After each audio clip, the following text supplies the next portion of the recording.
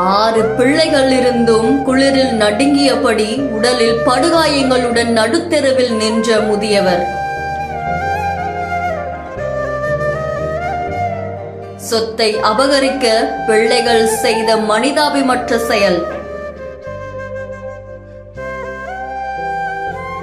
தர்மபுரி ஆட்சியரின் அதிரடி முடிவால் ஆட்டம் கண்ட பிள்ளைகள்.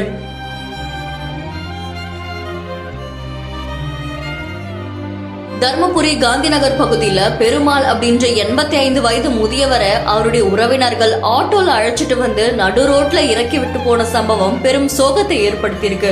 உடல்ல படு காயங்களுடன் இருந்த முதியவரை அப்பகுதி மக்கள் மீட்டு விசாரிச்சதுல அவருக்கு 6 பிள்ளைகள் இருப்பதாகவும் சொத்து பிரச்சனையில அவருடைய எல்லா சொத்துக்களையும் அவங்க பிள்ளைகள் பிடுங்கிட்டு 3 ஏக்கர் ஓலம் அதுக்கப்புறம் நகைகளை எழுதி வாங்கிட்டு அனாதையா விட்டு போனது தெரிய வந்திருக்கு.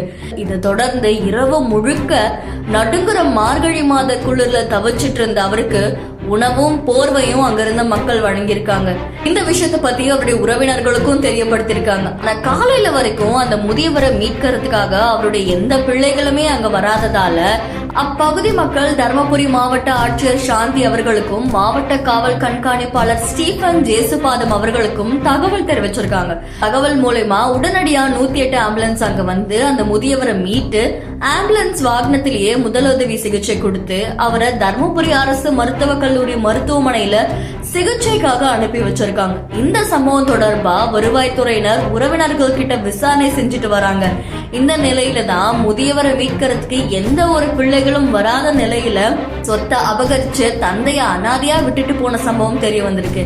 இந்த தகவலை கேள்விப்பட்ட மாவட்ட ஆட்சியர் உடனே முதியவருடைய உறவினர்களை அழைச்சு அவரை வீட்டுக்கு கூட்டிட்டு போக வச்சிருக்காங்க. இந்த சம்பவம் தர்மபுரி மாவட்டத்துல பெரும் அதிருப்தியை ஏற்படுத்தி இருக்கு.